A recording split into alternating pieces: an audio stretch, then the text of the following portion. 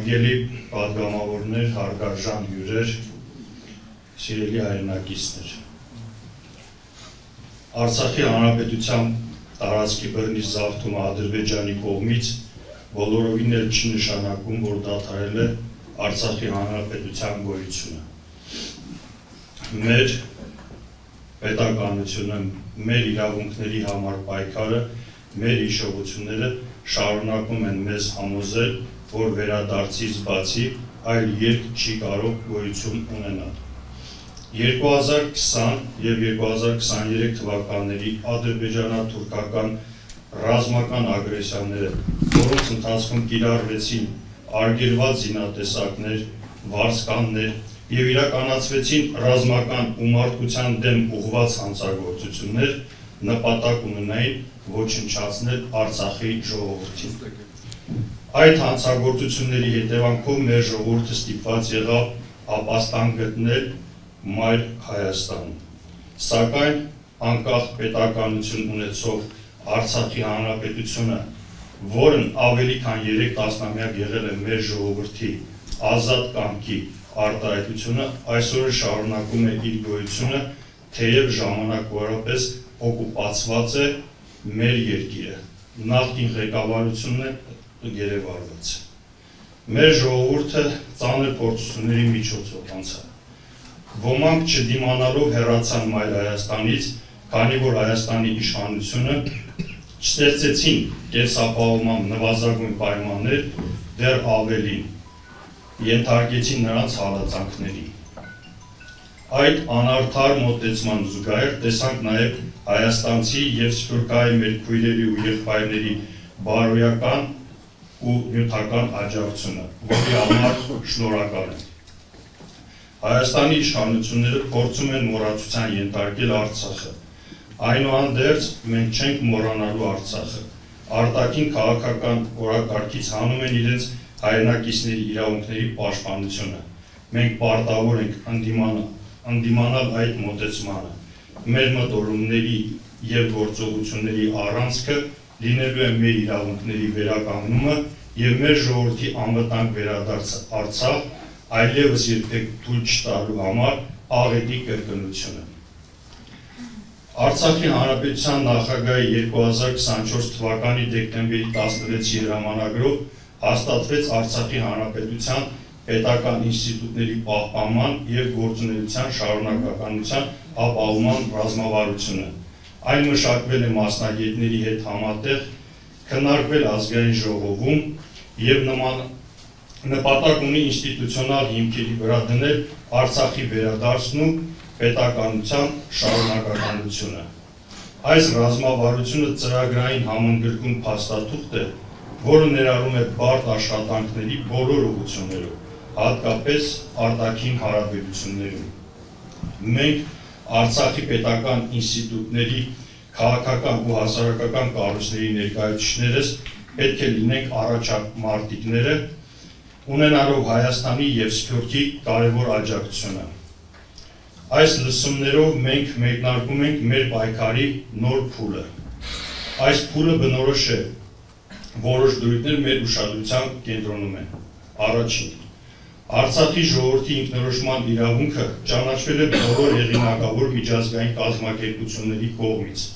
ՄԱԿ, ԵԱՀԿ, Եվրամիություն,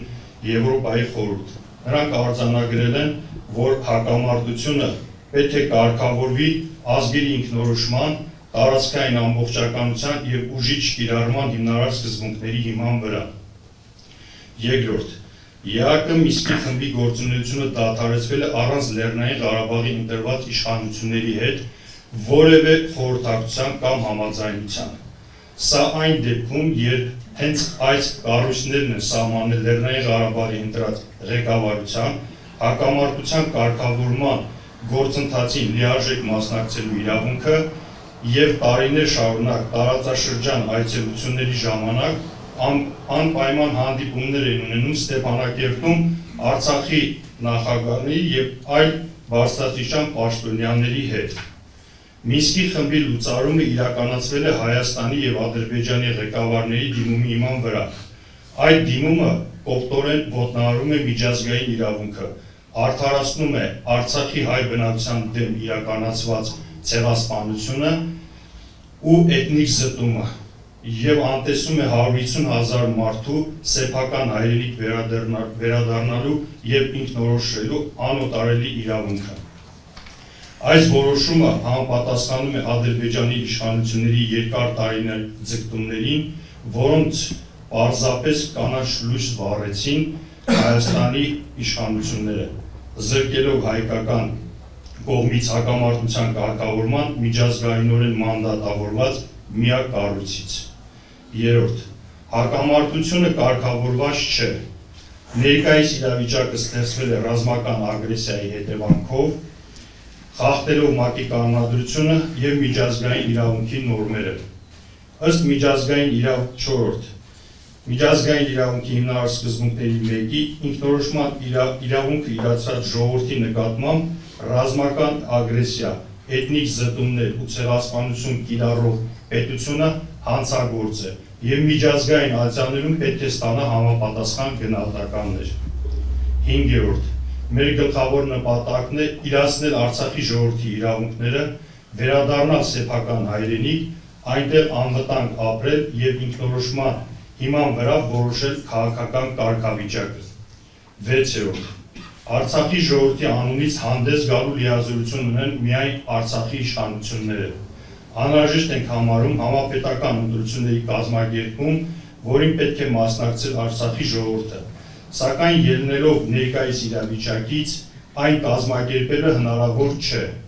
Ընտրություններ կազմակերպվեն առաջին իսկ հնարավորության դեպքում։ 7. Մենք միշտ ցանկացել ենք խաղաղություն,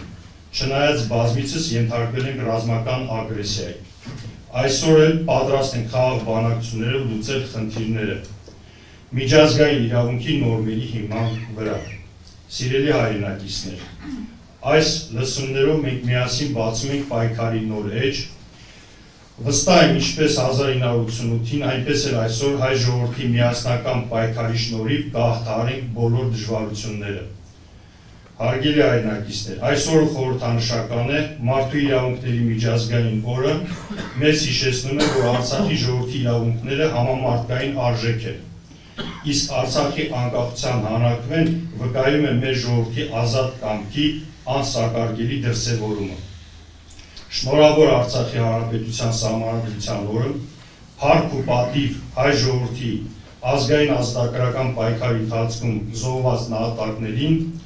Արցախը ապրում է, Արցախը վերադառնալու է։